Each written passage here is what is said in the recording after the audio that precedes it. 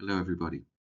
We're going to look again at Acts 2:17, this beautiful verse that describes the outpouring of God's Spirit in these days. The first thing we see is that this outpouring, the result of it, is focused on young people. Your sons and your daughters shall prophesy, your young men shall see visions. And some say that prophecy is the jet fuel of the church that propels the church into God's purposes for the day. The other thing that we see is this outpouring of God's Spirit is for all. In the Old Testament, we saw that it was for individuals. Samuel anointed David to be king. Samson was anointed to fight the Philistines and kill lions. And Gideon was anointed to rally the armies of Israel against the Midianites. However, in these last days, the outpouring of God's Spirit is available to all of us.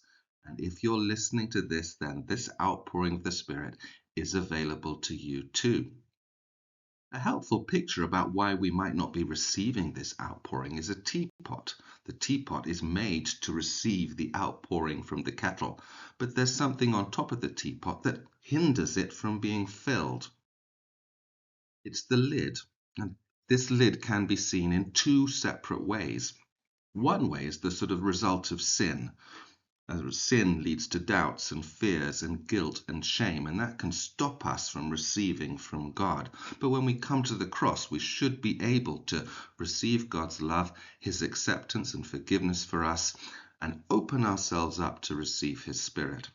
The other type of lid is more significant perhaps in these times, especially in the church, because the other type of lid is our own efforts to be good, our own efforts to do things for God. Like we said last time, a true Christian is not someone who tries to be good and tries to do things for God, but a true Christian is one who allows God to be his righteousness and allows God to do things for him and through him. And this lid really hinders us receiving from God because we are trying to do things ourselves, when instead God wants to give these things to us and do them for us. I love a picture about the two robbers at the cross. Someone has said that the two robbers also symbolize the two things that steal from the power of the cross, that steal from the power of God's blessing coming upon his people. The first is the sin, doubt, fears, guilt, and shame.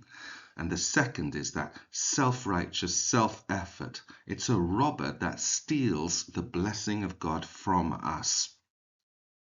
The sin is removed because the power of the life-giving Spirit that we receive at the cross frees us from the power of sin. But we are also encouraged that the work for our salvation has been done.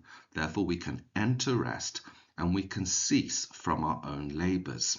So no need for self-effort. We must allow God to work through us and for us.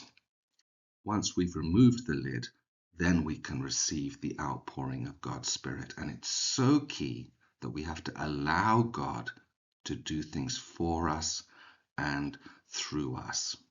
Then we will be the 5 wise virgins of Matthew 25. Our vessels will be full of oil because we are allowing God to fill us and allowing him to do things for us and through us. Well, I do hope that's a blessing. Please do subscribe to the channel and stay in touch.